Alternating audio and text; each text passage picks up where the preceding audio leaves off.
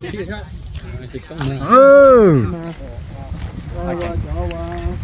đâu, lúc nào bé ở mùa. Giờ biết cháu ơi, tôi muốn xí ơi.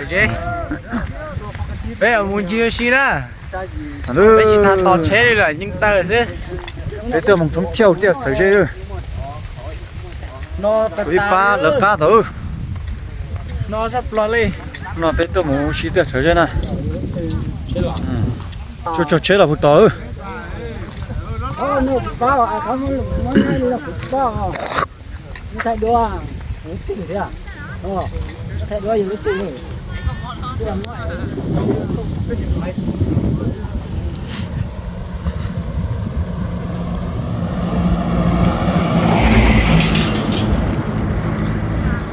Nó rồi, một trò tiếc sợi dây mà thay đổi.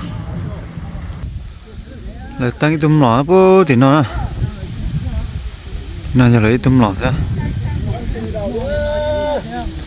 Bla. Tay tôm mỏ thì nó nè. Nó bây giờ tôm một xí nè. Tôm xí à?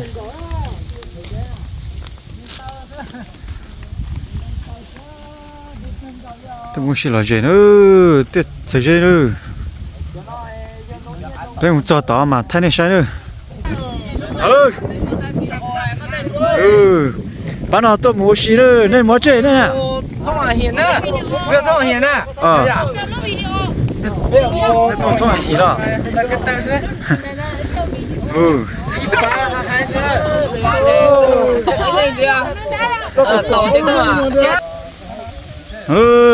Mi ba ổn định nó nhá.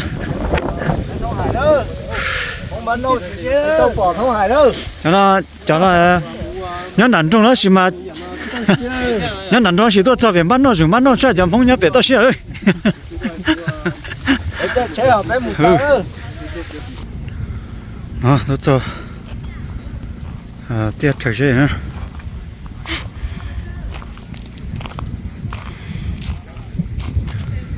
Là cũng tuần chiều xin nó thế.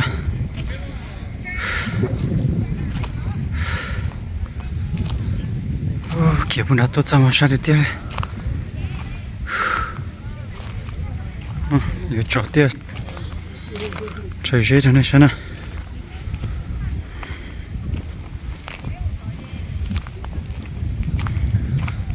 Cũng tuần nào con giờ mong chiều xí thay đổi xí.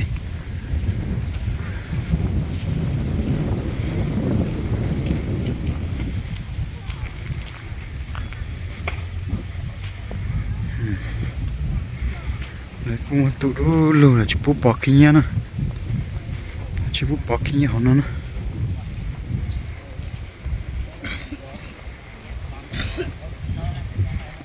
không thấy đua.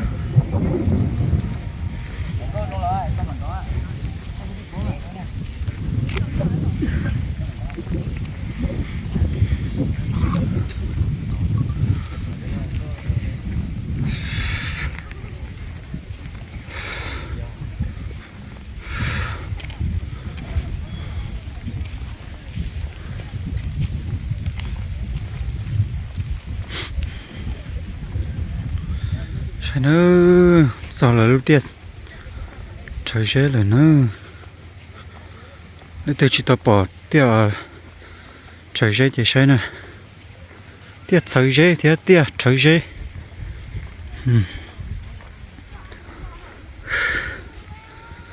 Ôi, còn hai giống con nhé của tiểu. Nhân cho bao của tiểu nữa. Còn hai giống con nhé cho bao nhé người già thì. Chơi thì nó chả cũng nhau còn hai trong thì nó cũng nhiên cho ba thì nó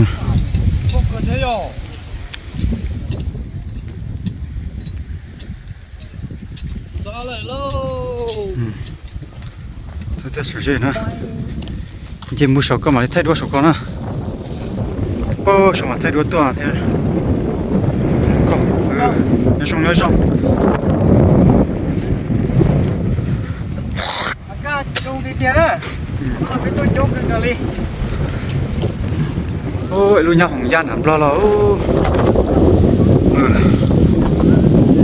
nhau hồng gian hẳn lo lo gian để viện chăn nó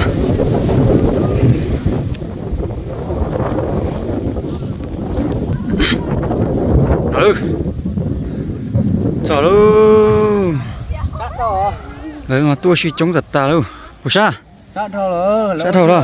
Cú chê. ô cái chúng nó tụt luôn à Chúng mua khu thế mà. à tiếp chờ chế nó nhìn chờ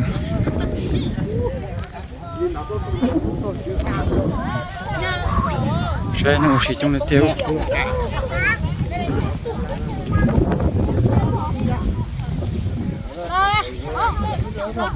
nó chỉ xe Thay đũa luôn.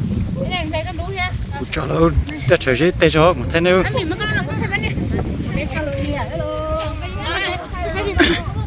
Thay thì nó cho cái lái cho nó. mà tụi con nó thật quá nó ừ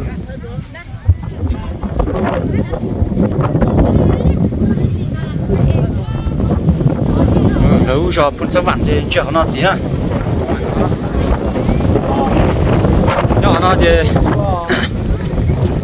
trên trong cô thì cho trong đó thì nó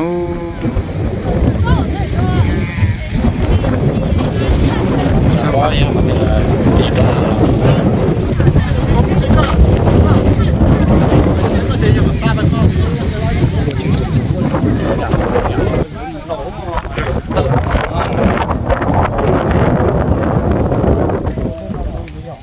cho nó này sao nữa bây giờ thay đua hết giờ bây giờ thay đua nè cho nó này sao chú chú thay đua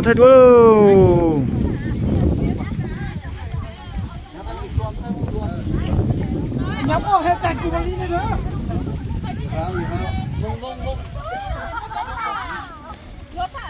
Đẹp bỏ.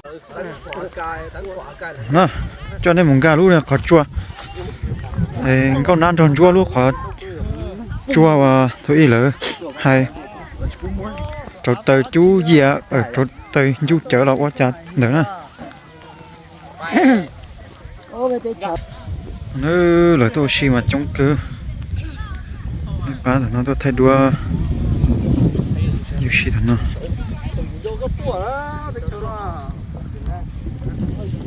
cho đây một xe lúc khó chua thì nó Đừng ga sát chua, làm mấy lon phải ga sát chua thì tao bỏ. Đừng ga sát chua. thế trong cái hả nó trong câu cái đó đủ lâu xưa nữa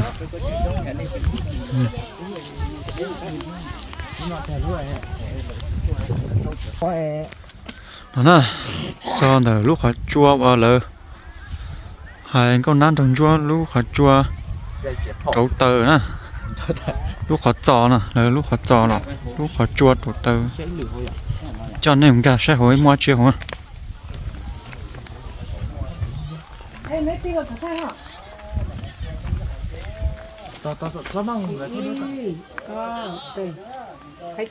nữa muốn gì sẽ mua chưa nữa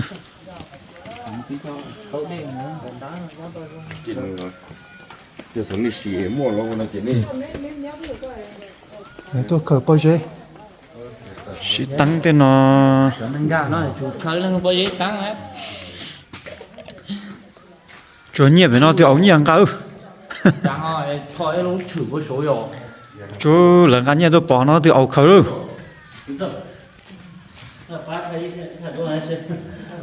lần cái nhiệt tôi cho nó cho thầm buồn nè bờ thầm buồn nè cho bờ tuôn bờ khởi bao giờ chỉ tăng nó lúc nào để chữ khó là bố số Đúng rồi rồi. một lúc khó là số nọ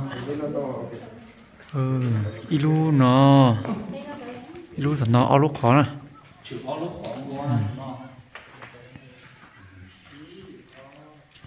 có chua nhau có thay đũa thay làm nào đó thay bao giờ là một bao giờ khởi sĩ tăng nó thời lúc tăng mặt tờ cái cái. nó cũng thay Thời lúc bao giấy tăng là mặt tờ cái.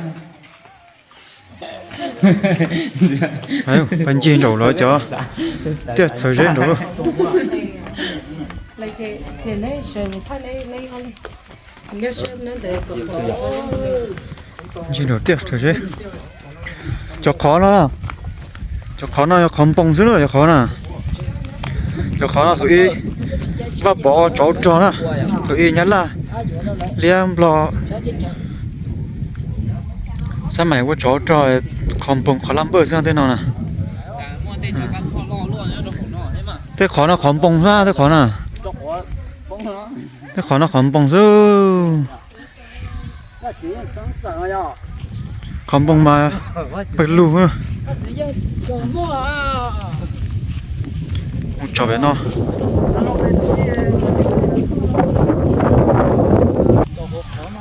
lấy mà tua xí chống được tiền ư tua thay đua tua thành câu là mua tua thành nặng là mua à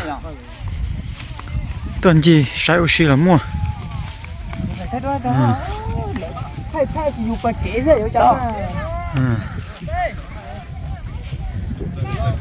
mỗi giờ tụi nó tụi nhiệt thay bé đây mỗi giờ nó luôn nhiệt cho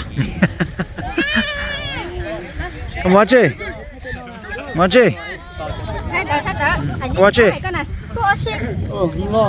chi hello à thay đua bây giờ nó sửa thay đua rồi nè